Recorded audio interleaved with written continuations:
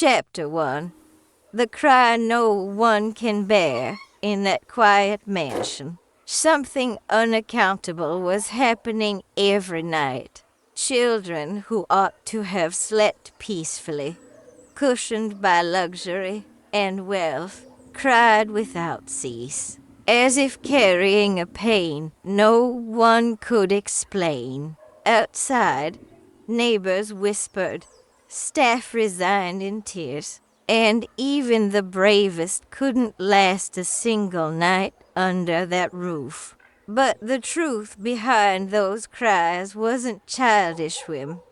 It was something deeper, powerful enough to tear a family apart. The grey stone mansion in Clontarf, one of Dublin's oldest and most wine-swept areas, loomed against the tempestuous Irish sky like a monument to grief itself.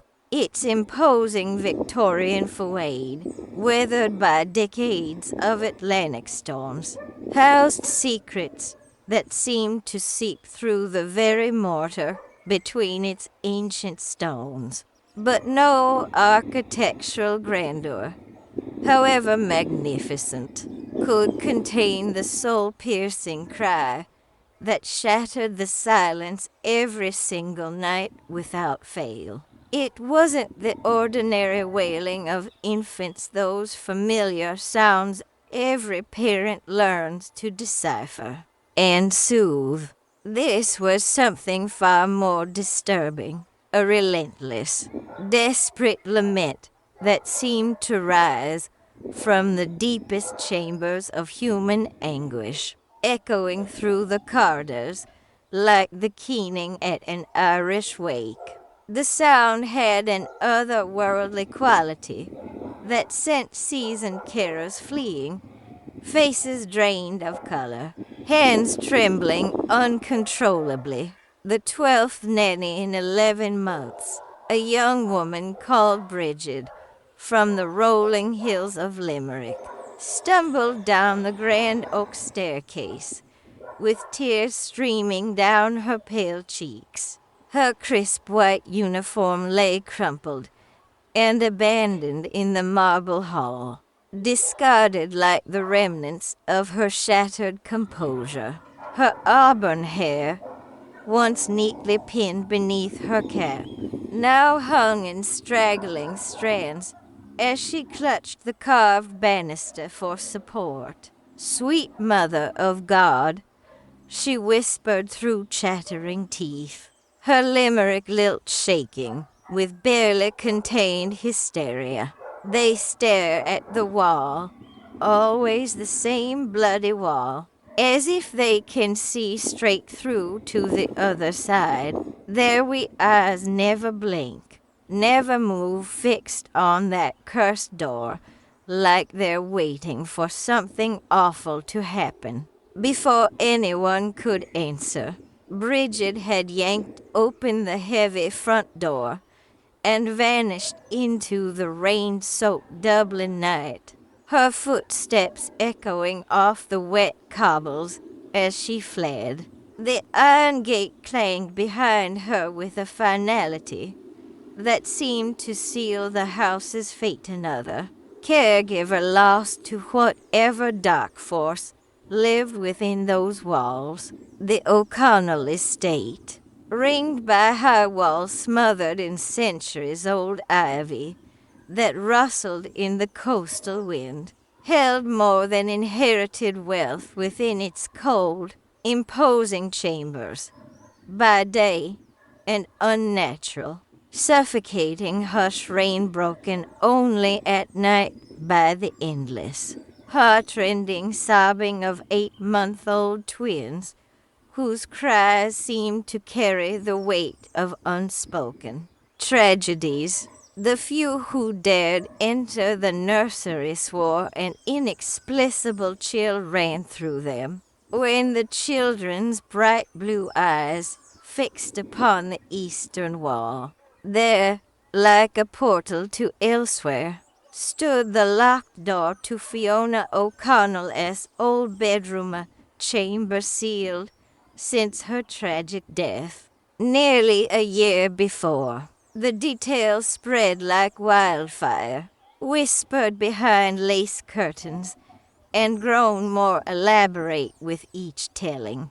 Downstairs in the mahogany panelled drawing room, Patrick O'Connell sat motionless before the crackling turf fire, broad shoulders hunched beneath an expensive wool jumper that hung loose on his once powerful frame. The 42-year-old millionaire widower had aged a decade since losing his beloved wife, his once vivid green eyes dulled with grief, his thick brown hair silvering early at the temples. A crystal tumbler of Jameson trembled in his weathered hands that had built a business empire, but now seemed incapable of the simplest human act, comforting his own children. He drank in silence, jaw clenched so tight the muscles stood out like cords beneath pale Irish skin.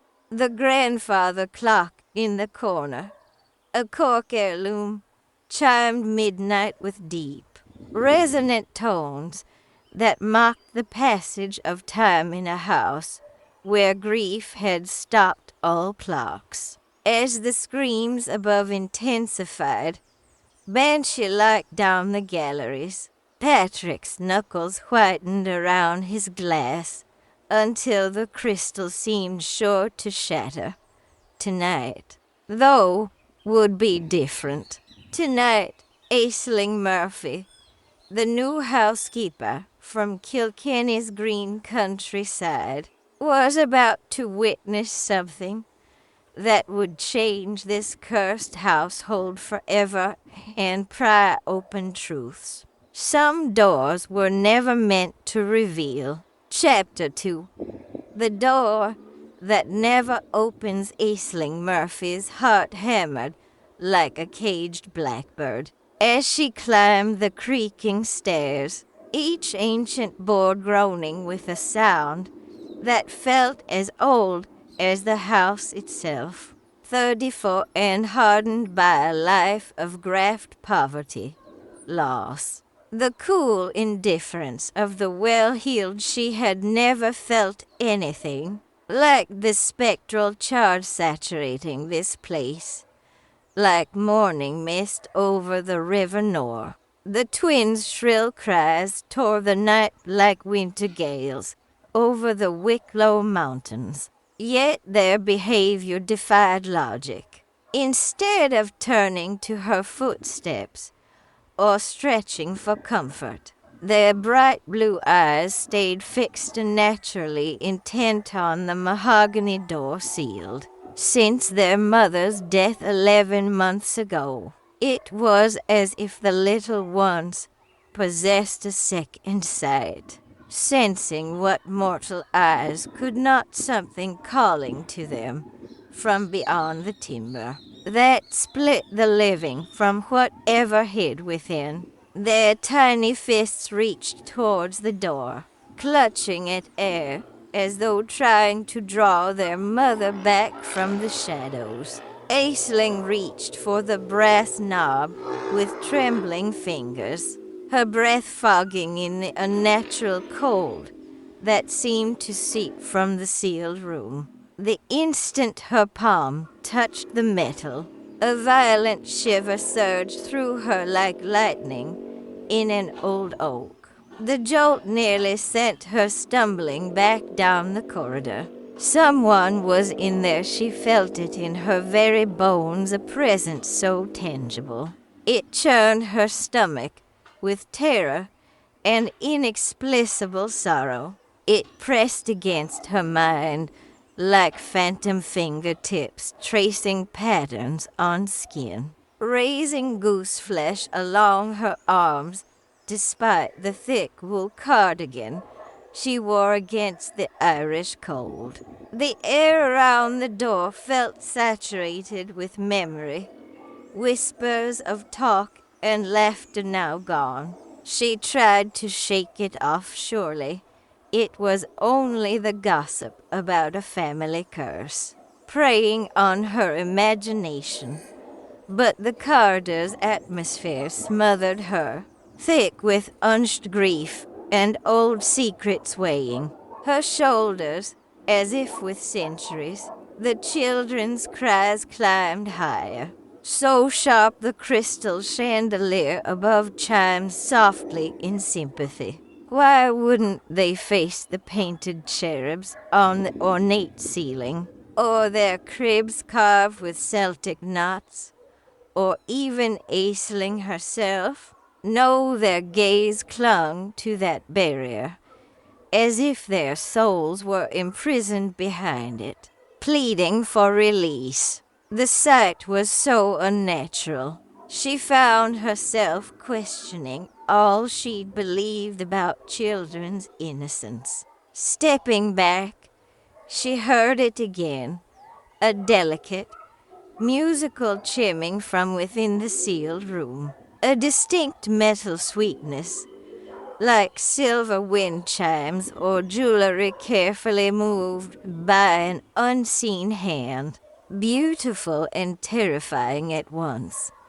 The melody called to something deep in her Irish heart. Shock sent her stumbling down the stairs, her shoes slipping on the worn Persian runners that had seen decades of O'Connell history. She found Patrick, where sense said he'd be stone still in his leather chair by the dying fire, staring into embers as if they held answers he dared not voice. His untouched whiskey sat on the side table like an accusation, amber catching the last flickers and throwing gold across his gaunt features. Firelight revealed the lines etched around his eyes' wrinkles born of grief, not laughter, and the hollowed cheeks of meals skipped and comfort refused. The children need their mother, Aisling heard herself say, the words tumbling out before her practical mind could stop them. The statement hung between them, like incense at Sunday Mass, heavy with implication. The effect was immediate and brutal. Patrick's green eyes flared, fury igniting the air. Pain and rage twisted features, usually schooled into control. Aisling stepped back, abruptly understanding why 12 nannies had fled this house in terror. Chapter 3. The hidden letters. Morning broke gray over Dublin Bay, clouds hanging low like funeral shrouds. Aisling had barely slept, haunted by that metallic chimming and the desperate way the twins reached for their mother's sealed door. She moved through chores like a woman possessed, polishing silver and dusting ormolu with mechanical precision, while her mind stayed on the mansion's secrets. In the ground floor laundry, sorting delicate linens faintly scented of lavender and loss, she noticed an antique Welsh dresser in the corner. One small drawer sat slightly ajar, as if opened in haste and never properly closed. The wood around its edge showed the sheen of frequent handling, guided by an instinct she couldn't name the same. Irish intuition that saw her grandmother through hard years in Kilkenny. Aisling eased the drawer. Open, the wood creaked, releasing the must of old paper and forgotten memories. Inside, beneath yellowed tissue like buried treasure, lay a sheaf of letters tied with a faded blue ribbon, the color of summer skies long past. The paper was thick and dear, the sort used for matters of importance. Across the top envelope, in an elegant hand born of convent schooling, a single name, Fiona. Aisling's breath caught as she lifted the bundle with reverence, the ribbon soft with long use. Why were these hidden in a laundry drawer rather than in Fiona's sealed room? And why had Patrick never mentioned them? Her fingers shook as she slipped the ribbon free. The first letter was undated, the handwriting unmistakably feminine, the same elegant script as the envelope.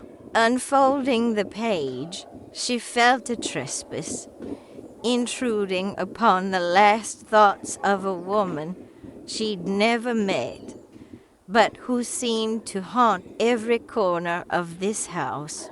My dearest Patrick, it began, and Aisling's eyes filled at once. If you're reading this, my greatest fear has come to pass, and our children will grow without knowing the sound of their mother's voice. I write while they sleep peacefully in my womb, aware their coming may cost me my place in this world. The words burned into Aisling, each letter heavy with a mother's fierce love and prophetic fear. If I don't live to see their first steps or hear their first words, know they were conceived in love, carried with joy, and will be born as the greatest gifts we could ever give each other and the world.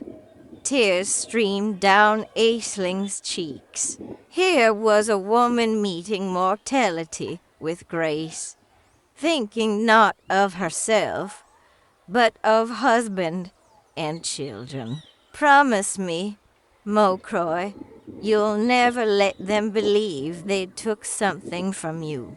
They are the instruments of my death. They're the vessels of our eternal love. Footsteps, expensive leather on marble crossed the hall. Patrick's measured stride neared with purpose. Panic clutched her chest. She folded the letter in a flurry. One page slipped, skittering beneath the heavy washing machine with a soft scrape. Patrick filled the doorway like a dark cloud. His gaze went straight to the letters clutched to Aisling's chest. The silence that followed was worse than any shout. It was the silence of a man discovering his most guarded secrets laid bare. His face shifted from controlled grief to something far more dangerous, the look of a wounded animal cornered. Without a word, he crossed the room with predatory grace and held out his hand, palm up, brooking no argument. Chapter 4. The confrontation. Aisling's hands shook as she surrendered the bundle. His fingers closed like a vice, crushing the blue ribbon that had kept Fiona's last thoughts safe. Without speaking, Patrick turned and strode to the next room's hearth. Aisling followed, heartbreaking, as he knelt before the dying embers and fed the letters to the flames one by one. The expensive paper caught with a hungry whisper, curling and blackening as Fiona's elegant hand vanished into ash and smoke. "Mr. O'Connell, please," Aisling whispered, barely above the crackle. They're her last words, her love for you and for the children. Patrick only fed another page to the fire, face set like granite, as he destroyed the final thread to his wife. The acrid reek of burning paper mingled with turf smoke. Letter after letter vanished, wisdom and comfort gone with them.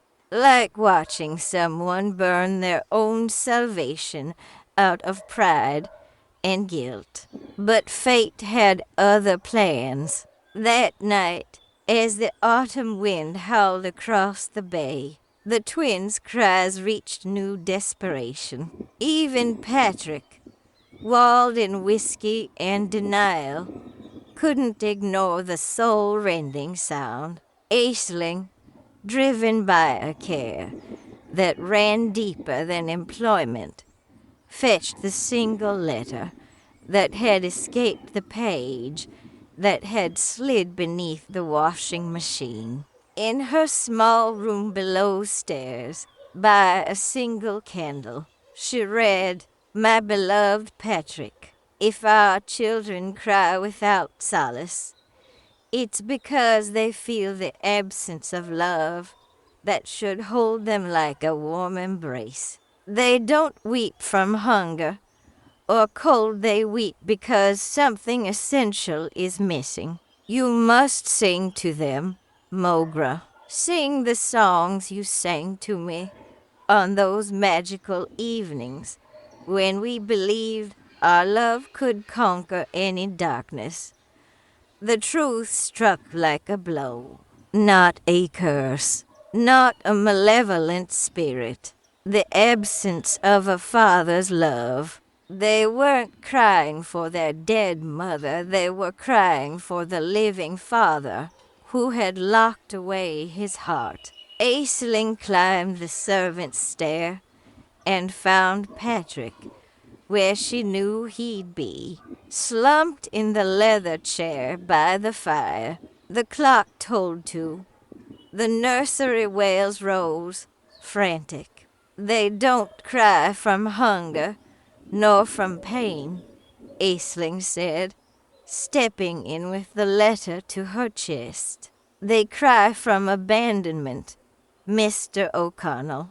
They cry because their father has locked his heart with their mother's memory. Patrick's head snapped up, green eyes blazing. He rose with the fluidity of a man used to command, casting long shadows across the Persian rug. "You know nothing," he snarled, the cultured Dublin accent rough with whiskey and hurt. "This house is mine. This pain is mine. No one least of all you, with your country wisdom, will force me to face what I've buried." His words struck like blows. But Aisling had grown among stubborn Kilkenny folk who met hardship with quiet steel.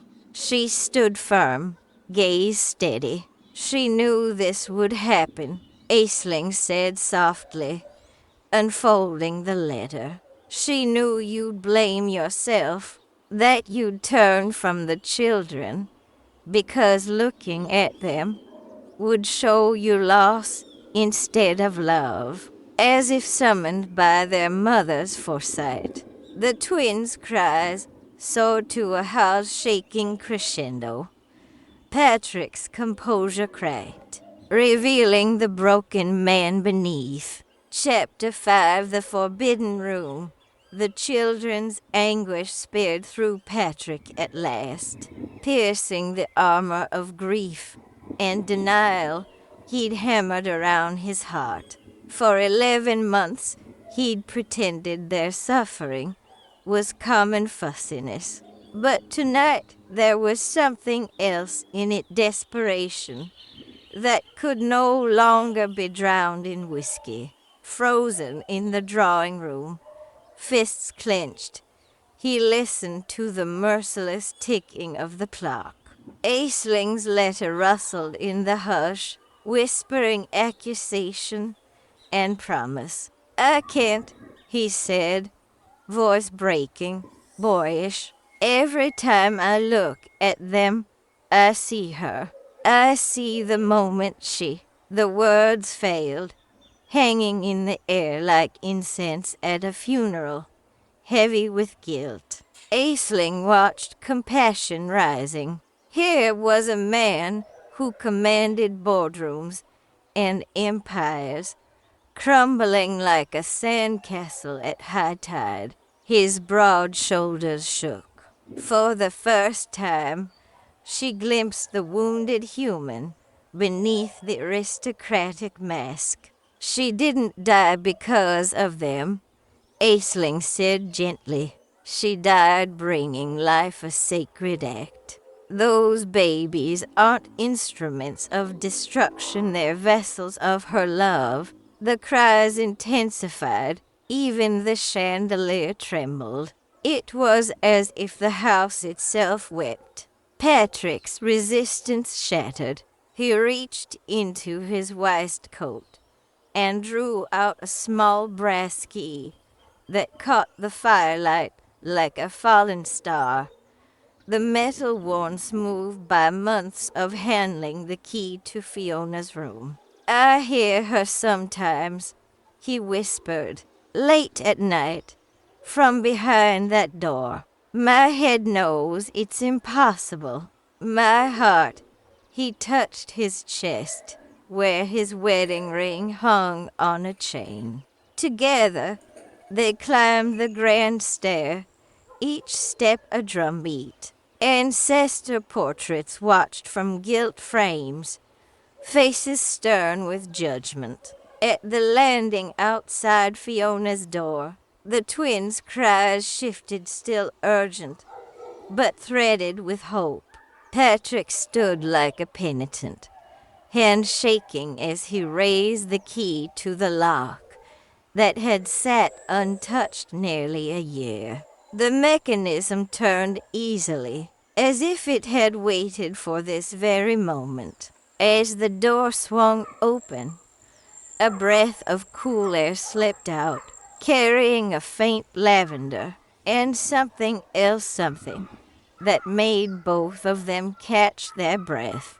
The room was as Fiona had left it, clothes in the wardrobe, books open on the bedside table, jewelry box slightly ajar on the dressing table. But it was what lay on the bed that made Patrick reel. On the pristine coverlet rested a small wooden casket carved with Celtic knots and symbols that seemed to dance in the dim light. He knew it at once, Fiona's most treasured heirloom, passed down through generations, drawn as if by spell. Patrick approached. His hand shook as he lifted the box, its warmth uncanny. Inside, he heard the gentle sound of metal on velvet, the same chiming Aisling had heard. Before he could open it, one twin cried out pure and piercing freezing time. In that instant, Patrick understood. The children weren't crying for the dead. They were crying for the living father to come home to them. Chapter 6. Fiona's necklace. Patrick's hands trembled so violently he nearly dropped the box as he lifted the lid. The ancient Celtic hinges creaked softly, the sound moving through the room like a whisper from beyond. Inside, nestled in velvet like a sleeping serpent of gold and memory, lay the Celtic collar that had graced Fiona's neck since their wedding 7 years before. The necklace was a masterpiece, finest gold with an intricate, endless, not pendant love without beginning or end. Each curve caught the dim light, patterns flickering across the walls like fairy fire at midsummer. But it wasn't the necklace that stole his breath. Beneath the gold, sealed with red wax and bearing his name in Fiona's hand, lay a final letter, the one spared from the flames. The envelope was a pristine white, as pure as snow on the Dublin mountains, seeming almost to glow. With movements that cost him years. He lifted the letter, fingers tracing the elegant sweep of his name, as if he could touch Fiona herself. The paper felt warm, as though it had rested against a beating heart. "Read it aloud," Aisling whispered from the doorway. "She deserves to have her words spoken in the room where she wrote them." Patrick broke the seal. Lavender rose from the parchment, so strong they both glanced around, as if expecting Fiona to be seated at her writing desk. "My dearest Patrick," he began, voice cracking, "if you're reading this in our bedroom, you faced what I knew would be your hardest task, not my death, but living without me while loving our children enough to be their father." The words struck like blows. Fiona had known him better than he knew himself, seen past strength to the vulnerable boy from Cork who feared abandonment. "I know you blame yourself," the letter went on, Patrick's voice breaking over shards of glass in his throat. "You think if I'd never been pregnant, I'd still be here. But Mocroy, I chose this path knowing the risks. Bringing our children into the world was worth any price." Tears fell onto the page like rain on holy ground. Aisling watched, cheeks wet. "The children are the instruments of my death." Fiona's voice seemed to whisper through him. "They're our greatest gifts. When they cry, and they will, love don't turn away. Hold them close and sing the old songs." At the word "sing," both of them heard it, the faint drift of a melody through the room, like morning mist over the Liffey. "Turalu-ralu-ral," the lullaby Patrick had hummed to Fiona when she was expecting. "They'll know your voice." The letter ended. "Don't let guilt rob them of their father. Love them enough to let me go, and you'll find I've never truly left." The necklace seemed to glow as Patrick lifted it, familiar weight steadying his palm. For the first time since her death, he felt Fiona's presence not as a haunting, but as a loving guidance. The twins' cries shifted again, less abandonment, more urgent calling. Aisling stepped forward and lifted one infant, practiced hands tender. Bright blue eyes so like their mother's locked on Patrick, with hope that cut straight to the soul. Chapter 7. The forbidden song. The weight of the moment pressed on Patrick like the stones of Newgrange, heavy with 11 months of grief and guilt. Looking into his son's bright eyes, holding only hope, something shifted within him. Tiny fingers reached, trusting utterly, as if to pull him back from the brink. With hands shaking like autumn leaves in a doubling gale, Patrick took his son. The instant skin met skin, a shock of recognition passed, not the stab of loss he dreaded, but something healing. Blood of his blood, his legacy, love made flesh. The baby's cries softened to small whimpers, as if the simple act of being held had begun to mend wounds deeper than anyone knew. Patrick felt the child's heartbeat, rapid and delicate, begin to sync with his own. For the first time, he looked at his son's face not through the lens of grief, but as a father. "He's your spit.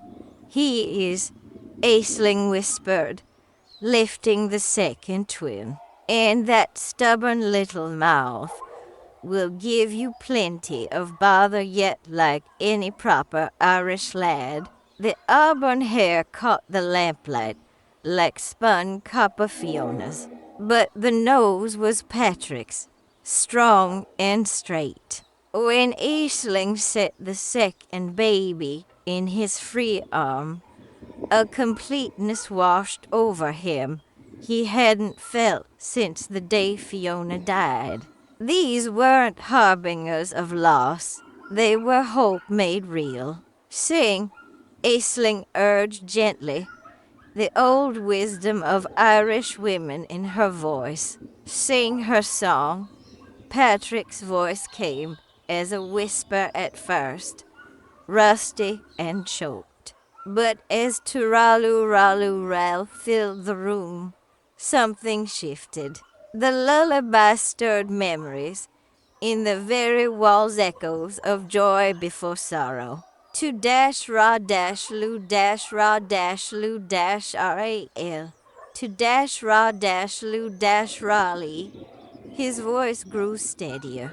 The twins watched his face, bodies loosening in his arms as if they'd waited all their lives to hear these notes from this voice. Their breathing fell into rhythm with the song. The room itself seemed to heal. To dash ra dash lu dash ra dash lu dash ral. That's an Irish lullaby, he sang, words carrying like a benediction, washing months of guilt away with the simple power of a father's love finally allowed to flow. The Celtic collar at his neck seemed to warm, as if Fiona sang along from the far side of the vale. When the last notes faded, the dam burst. He sank to his knees beside Fiona's bed, still clutching his sons, and wept tra, and guarded sobs of a man finally feeling all his loss and love. I'm sorry, he whispered into their soft hair, words for them, for Fiona, for himself. I'm sorry I wasn't strong enough. I'm sorry I let fear steal our time. Aisling knelt beside them, her own tears flowing. Golden reflections danced over the walls. For the first time since tragedy struck, the mansion felt like a home again, filled not with echoes of loss, but the promise of rebuilding. The twins slept peaceful at last. Outside, Dublin's night went on. Inside, time paused in grace of family beginning to heal. Chapter 8. The Legacy of Silence. Patrick stayed kneeling by Fiona's bed for what felt like hours, cradling his sleeping sons as if they were the finest treasures in Ireland. For the first time since their birth, they slept without tears, without reaching for the sealed door, without the cries that had driven away 12 nannies and steeped the house in dread. Aisling watched with tears coursing down her weathered face, knowing she was seeing something more than a father comforting his children. This was resurrection. Love choosing life over perpetual mourning. The Celtic collar at Patrick's throat caught the lamplight like a blessing. They don't need a millionaire's inheritance, Aisling whispered, voice soft with knowing. They don't need a grand house or fine clothes. They need something rarer, a father unafraid to love them. As dawn seeped through heavy curtains, painting the walls rose and gold, Patrick stood. His knees complained, but his heart felt lighter than it had in a year. He looked around the room that had been a shrine to grief and saw it anew not a monument to death, but a celebration of the love that made this family. She knew, he said, voice hoarse yet steady. She knew I'd blame myself, turn from them. She knew only her words would bring me back. He touched the necklace. She arranged it all, didn't she? The hidden letters, the locked room, even you. Aisling smiled through tears, recognizing an ancient truth of Irish women. Love so deep its influence lingers long after death. Love like that doesn't die, Mr. O'Connell. It only changes shape.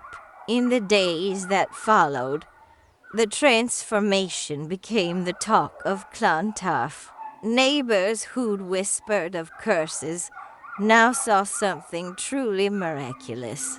A father playing with his sons in the garden, teaching them to walk among Fiona's roses. The twins, distressed for 11 months, now thrived under their father's care. They babbled by day, slept by night, bright blue eyes following Patrick's every move with the trust only a child can give. The Celtic necklace rotated sometimes on Patrick's neck, sometimes around a tiny wrist, a tangible link to the mother they'd never meet yet, whose love held them still. Patrick no longer spent evenings alone by the fire. Night after night, he was in the nursery, singing old Irish lullabies, reading from O'Connell books, or simply holding his sons as they drifted off. The house, once echoing with grief, now rang with laughter, music, and the thousand small joys that make a home. Aisling stayed, her role shifting from housekeeper to guardian of the love rediscovered within those walls keeper. Of Fiona's memory, witness to a miracle born not of the supernatural, but of human courage and compassion. The locked door to Fiona's room stayed open now not as a shrine, but a reminder of the living. Patrick would sit by the writing desk, reading to the twins from Fiona's favorites, or telling them of the remarkable woman who had given them life at the price of her own. Peace, not pain, reigned there. In the end, it wasn't the cold walls of the mansion that kept the greatest secret, it was the human heart. Pain makes us close doors, build walls, and pretend we can't hear the cries that echo inside us. But love, even when smothered by silence, always finds a way back.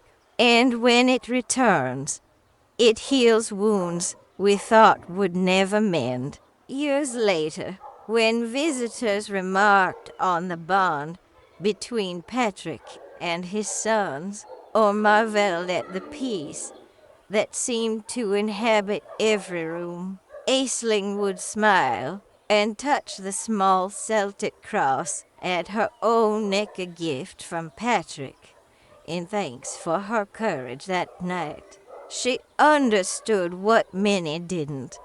The greatest miracles are often the quiet ones, born not of apparitions, but of choosing love over fear, hope over despair, connection over isolation. The O'Connell story stands as proof that grief, however overwhelming, needn't be the end of love's tale. Sometimes it's the beginning of something more beautiful, a love purified by loss, strengthened by struggle, and made enduring by the choice to honor the dead by fully embracing the life they left behind.